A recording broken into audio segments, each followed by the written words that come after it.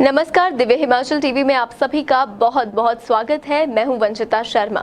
जाहिर है मैं आपको बताएंगे आपके आसपास, आपके राज्य, आपके राष्ट्र और अंतर्राष्ट्रीय स्तर की कुछ अहम खबरें। इसके अलावा हमारे आज के दिव्य हिमाचल समाचार पत्र पर भी एक नजर डालेंगे। आइए करते हैं कार्यक्रम की शुरुआत। कार्यक्रम की शुरुआत करेंगे अंतर्राष्ट्रीय खबरों से। ब्रिटिश प्रधानमंत्री बोरिस जॉनसन की भारत यात्रा के बाद यूरोप के कम से कम 8 बड़े नेता और मंत्री अगले कुछ दिनों में भारत का दौरा करने वाले हैं। इन बड़े नेताओं में यूरोपीय आयोग की अध्यक्ष उर्सुला वॉन डेर लेयन भी शामिल है। ये सभी नेता प्रधानमंत्री नरेंद्र मोदी से मुलाकात करेंगे।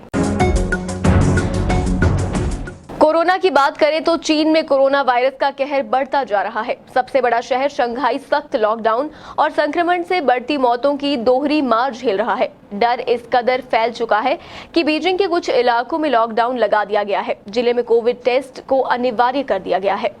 श्रीलंका की ओर बढ़े तो श्रीलंका में आर्थिक संकट गहराने के बाद लोग आक्रोशित होकर सड़कों पर उतर आए हैं। प्रदर्शनकारियों ने रविवार को प्रधानमंत्री आवास को घेर लिया। राष्ट्रपति गोटबाया राजपक्षे और प्रधानमंत्री महिंदा राजपक्षे से इस्तीफे की मांग करते हुए सरकार विरोधी प्रदर्शनों के 16 दिन हो गए हैं। इंटर यूनिवर्सिटी स्टूडेंट्स फेडरेशन के हजारों छात्रों को विजेरमा मवाता में प्रधानमंत्री के आवास के बाहर नारेबाजी करते हुए देखा गया।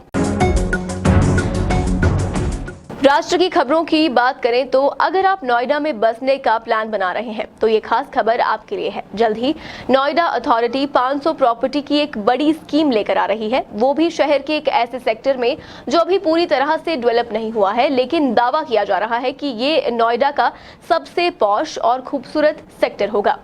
रूस और यूक्रेन युद्ध के भी काफी असर हमारे देश पर और पूरी दुनिया पर पड़े हैं। इसी से संबंधित खबर की बात करें तो रूस यूक्रेन युद्ध के कारण वैश्विक स्तर पर गेहूं की बढ़ती हुई मांग को लेकर निजी खरीदारों ने इस साल अपने दाम बढ़ा दिए हैं।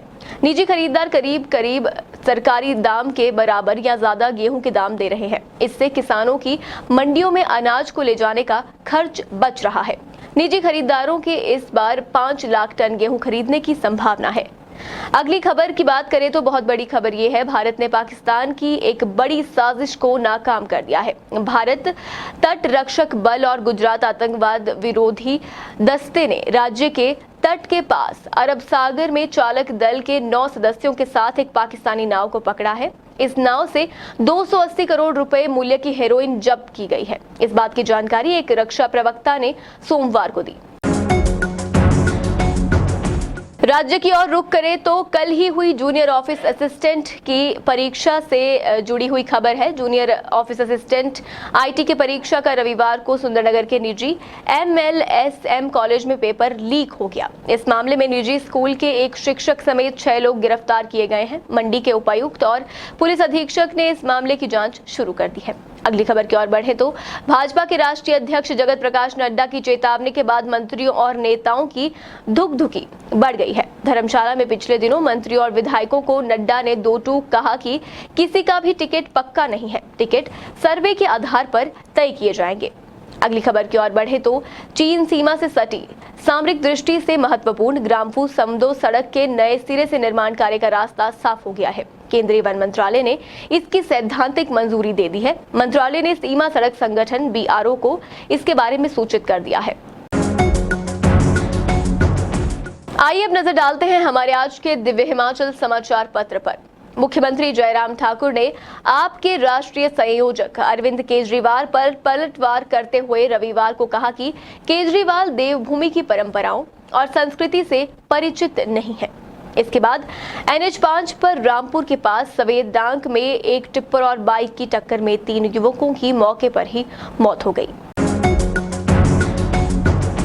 समाचार पत्र के संपादकीय पृष्ठ की बात करें तो इसमें आज पर्यटन विकास का कर इस विषय पर लेख है। इसमें लिखा है कि शहरी नियोजन की दरख्वास्त पुनः बीड़ बिलिंग के मुहाने पर फटने लगी तो ये विचारणीय है कि हिमाचल में विकास के मॉडल में जन सहयोग क्यों कन्नी काट जाता है। आगे का लेख आप खुद जरूर पढ़ें। इसके अलावा डॉक्टर जयंतीलाल भंडारी का लेख विदेश व्यापार घाटे की नई चुनौती, प्रोफेसर सुरेश शर्मा का लेख, हिमाचली युवा संगीत साधकों का दर्द और छिलकों की छाबड़ी में निर्मल असो का लेख आवारा गाय नहीं मीडिया को बांधे छपा है। आप इन सभी लेखों को अवश्य पढ़ें। एक और खबर आपके लिए लेकर आए हैं। शिमला दौरे पर आए भाजपा के एक राष्ट्रीय नेता को लंच पार्टी करवाना नगर निगम के भाजपा पार्षदों को महंगा पड़ गया है। अब लंच पार्टी का हजारों का बिल चुकाने के लिए पार्षदों को पैसा जुटाना पड़ रहा है। कई पार्षद पैसा देने से मुकर रहे हैं। राष्ट्रीय नेता 20 अप्रैल को शिमला दौरे पर आए थे। पार्टी नेताओं से बैठक के बाद नगर निगम के भाजपा पार्षदों ने इन्हें रिज मैदान स्थित रेस्टोरेंट में लंच करवा दिया।